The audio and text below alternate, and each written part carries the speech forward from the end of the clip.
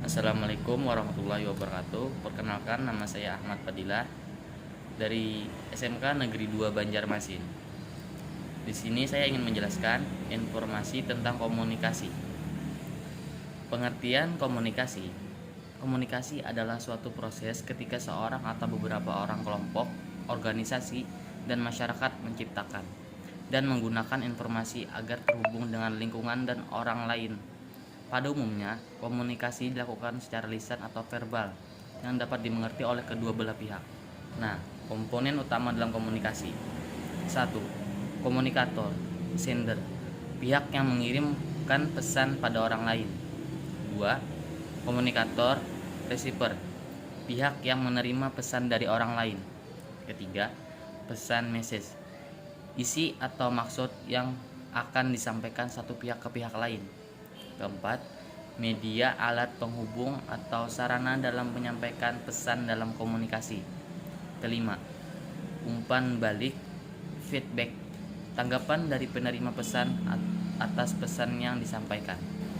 Nah, ingin menjelaskan informasi perkembangan komunikasi data. Sejarah perkembangan teknologi komunikasi 1837 sampai sekarang. 1837, Samuel Morse bersama dua rekannya sukses mengembangkan heksatelegraf yang berupa kode Morse. Kode ini memungkinkan penggunanya untuk mengirim pesan melalui kabel yang dihubungkan pada dua lokasi dan diproses dalam waktu yang bersamaan. Sekarang, perkembangan teknologi di bidang informasi dan komunikasi pada saat ini sangat pesat sekali, baik dari sisi kecepatan maupun kemudahan dalam mengakses informasi. Nah, informasi karakteristik komunikasi data. Sebutkan dan jelaskan elemen komunikasi data. Nah, ada pengiriman. Pengiriman atau sender adalah pihak yang membuat pesan dan melakukan aktivitas menyampaikan pesan tersebut kepada penerima pesan. Kedua, penerima. Penerima atau receiver adalah pihak yang menjadi sasaran pesan dari pengirim dan menerima pesan tersebut. Ketiga, bahasa data. Semua perangkat tadi tidak akan dapat berkomunikasi satu sama lain apabila tidak memiliki bahasa yang lain. 4. Transmitter, alat untuk mengubah data yang dikirim dari perangkat keras tertentu agar menjadi sinyal analog agar dapat dibawa oleh media transmisi tertentu. Kemudian diteruskan sampai ke penerima atau transmitter. Transmitter. Kelima, encoder, alat atau pihak yang melakukan pengkodean atas pesan yang ingin dikirim oleh penerima. Next. Keenam, decoder. Decoder adalah alat atau pihak yang melakukan pembacaan kode atau simbol atas pesan yang ingin dikirimkan oleh penerima. 7. Media transmisi. Media transmisi adalah sarana untuk perangkat yang digunakan untuk mengirimkan data dari pengirim kepada penerima. 8. Protokol. Dapat disebut sebagai sebuah alamat yang dituju pada penerima pesan dan sebaliknya. Oke. Hal yang dapat mempengaruhi komunikasi data. Pengetahuan.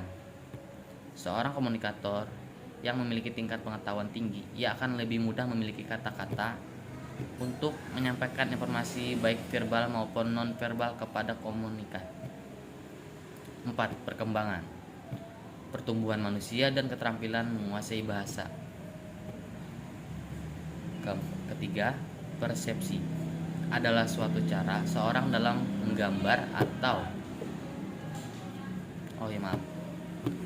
menafsirkan informasi yang diolah menjadi sebuah pandangan.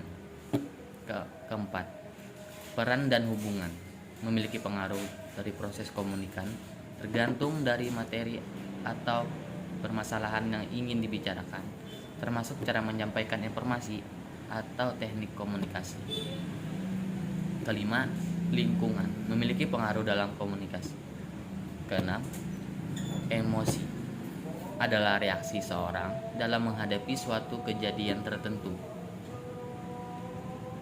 Oke, next. Ketujuh, kondisi fisik mempunyai peranan yang paling untuk berkomunikasi. Ke-8, jenis kelamin. Kaum perempuan menggunakan teknik komunikasi untuk mencari informasi, meminimalkan keintiman. Sementara kaum laki-laki lebih menunjukkan independensi dan status dalam kelompoknya.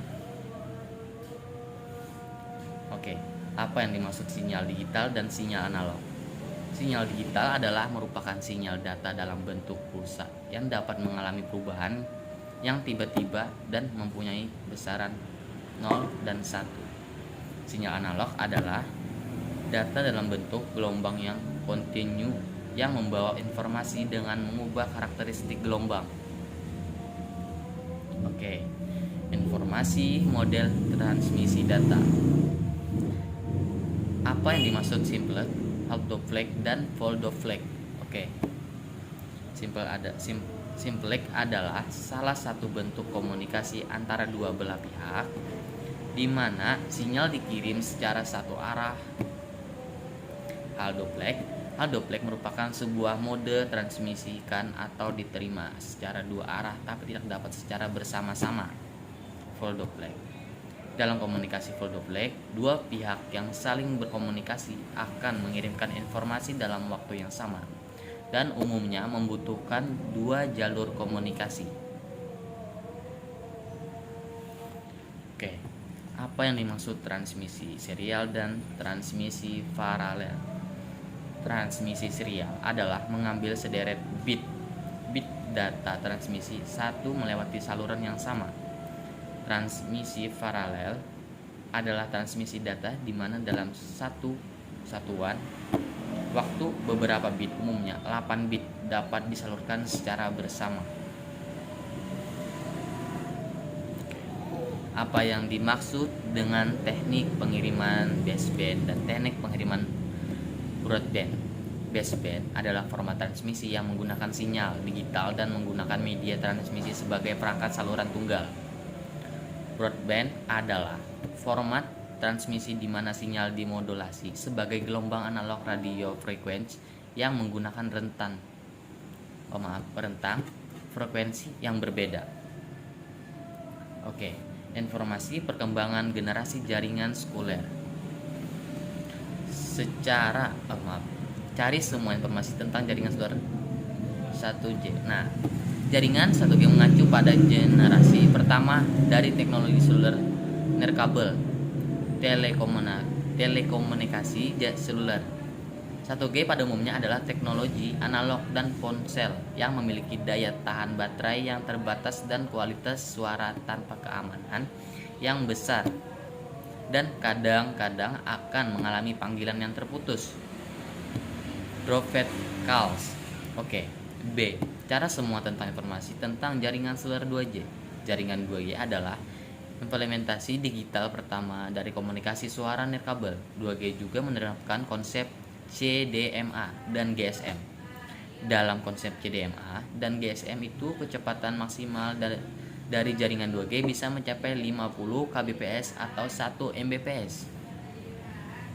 Nah, informasi tentang jaringan seluler 3G. 3G pertama kali diluncurkan pada tahun 2001 oleh operator asal Jepang NTT Docomo (TJJ) menggunakan standar UMTS, Universitas Mobile Telecommunication System. Teknologi ini sanggup mengantar kecepatan data yang lebih cepat dengan kecepatan mencapai 2 Mbps. Nah, cari informasi tentang jaringan 4G. 4G pertama kali diluncurkan secara komersial di Stockholm, Swedia dan Oslo, Norwegia pada tahun 2009 yang menggunakan standar LTE (Long Term Evolution) berbasis teknologi OFDM. Oke. Orthogonal Frequency Division Multiplexing. 4G sebagai lahirnya industri konten kreatif dengan kecepatan LTE Advanced yang dapat mendapat kecepatan 1 Gbps. Informasi tentang jaringan seluler 5G. 5G mau menawarkan koneksi yang jauh lebih cepat daripada koneksi yang ada saat ini. Kecepatan maksimal yang diperkirakan mencapai 45 yang berarti 45 Gbps, yang berarti 35 kali lebih cepat daripada 4G. Meskipun 5G belum dikomersilkan di pasaran, namun jaringan ini memiliki potensi serta pengaruh besar pada pengembangan Internet of the Things, the smart homes, smart cities di masa depan. Oke, sampai sini saja. Saya akhiri dengan wassalamualaikum warahmatullahi wabarakatuh.